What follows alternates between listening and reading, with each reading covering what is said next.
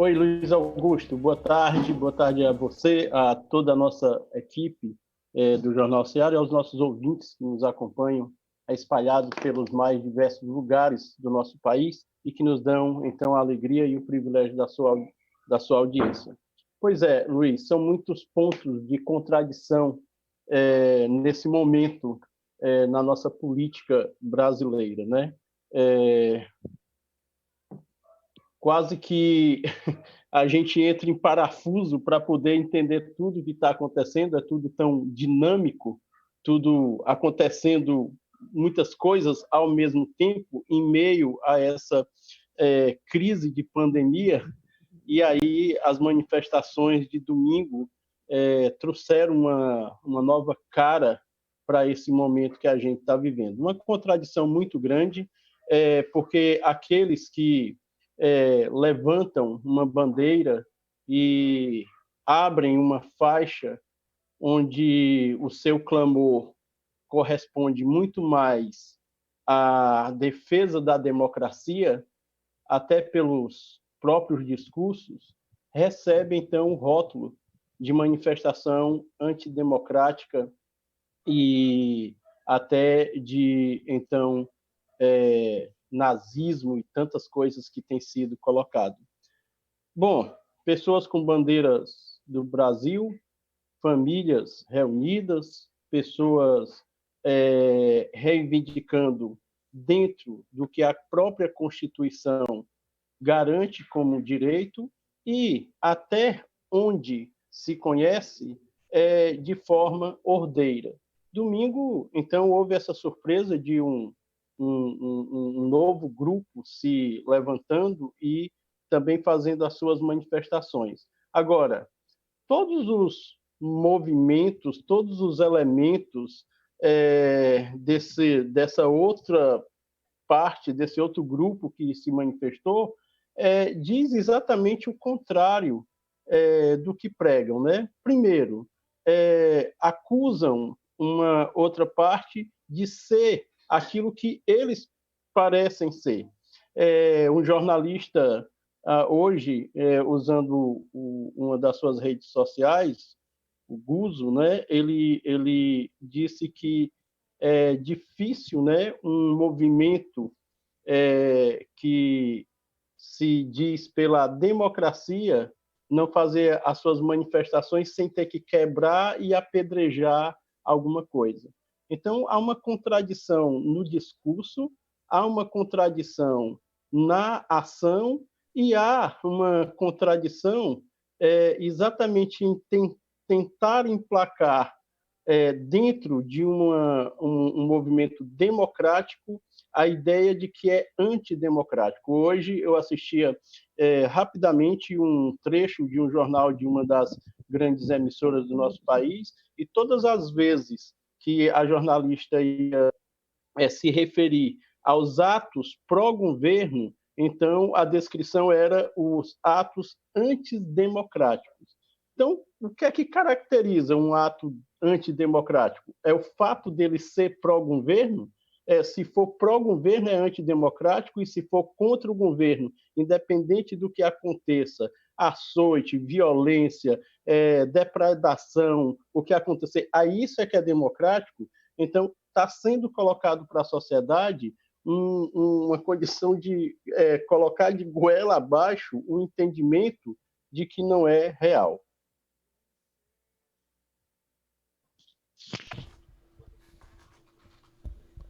Pois não, Cícero.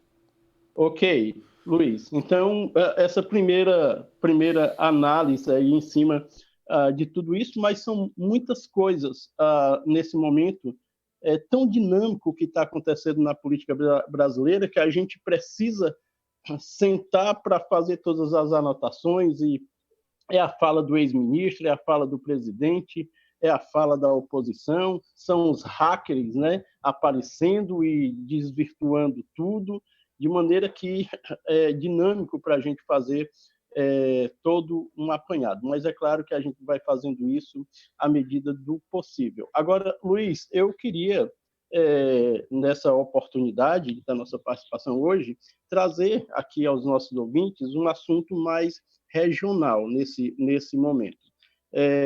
Não queria deixar passar essa oportunidade de comentar esse absurdo, né, que aconteceu nessa última semana, repercutiu muito aqui na região e no estado, em relação aqui a Tamboril, com o que ficou conhecido aí como R$500 milhão para biscoitos, né, para salgados, ou mais conhecido também como Faz-me Rir, porque o Ministério Público entrou, então, no dia 25, com uma orientação de que essa licitação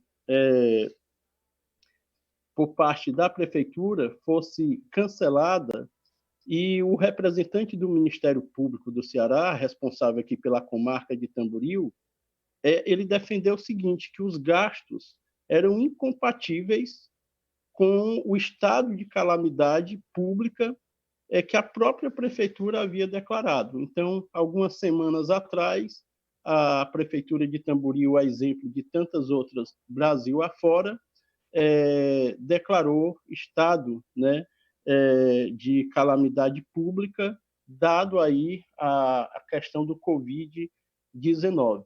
Naquele momento, quando foi feito essa declaração e foi aceito os deputados da Câmara Estadual, aqui na nossa região ainda não havia nem casos, mas se precavendo, então os municípios já foram se adiantando. Essa condição de calamidade pública abre muitos espaços para que os gastos públicos possam ser feitos de forma mais aberta, sem tanta fiscalização, e daí, logo algumas semanas depois, a gente é surpreendido com essa pauta de ser aplicado mais de R$500 milhão, no caso R$519 mil, e eu fiquei insistindo, né, nos 500 mil, até que alguém disse: "Ei, Cícero, mas tem 19 mil.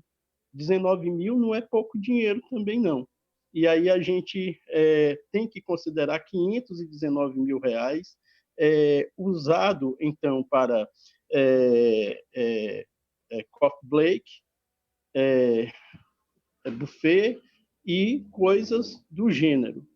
Então, totalmente descabível, né, para o momento em que o país vive e para uma situação, a condição de uma cidade do interior como é a cidade de Tamboril. Então, o poder público, né, no caso do promotor, representante do Ministério Público, entrou com a indicação de que suspendesse, e sexta-feira, dia 29, depois de muitas polêmicas, então a Prefeitura Municipal de Tamboril recuou e suspendeu, então, ali a licitação que seria feita, inclusive também num momento muito desapropriado, por conta dessa condição de que não poderia, ainda que aberto para que o público pudesse acompanhar, mas a própria lei do Estado diz que há um isolamento, que não pode haver aglomerações, então nem tinha muitas pessoas para participar da licitação e muito menos teriam pessoas para acompanhar de forma presencial todo esse processo. Lembrando que aqui na cidade de Tamboril houve essa questão dificuldades financeiras, o corte de até 50% no pagamento dos funcionários, dos servidores públicos. Aí ficou assim um desencontro muito grande de discurso. De um lado, tem crise no caixa ao ponto de cortar salários dos servidores, por outro lado, se quer aplicar 519 mil nessas condições. Então, inoportuno em todas as condições, a alegação era por parte da gestão. Mas, infelizmente, Cícero Maia, sem querer te interromper aí na tua linha de raciocínio, a nossa democracia é esse festival de contradições. De muitas contradições. A alegação por parte da gestão era exatamente...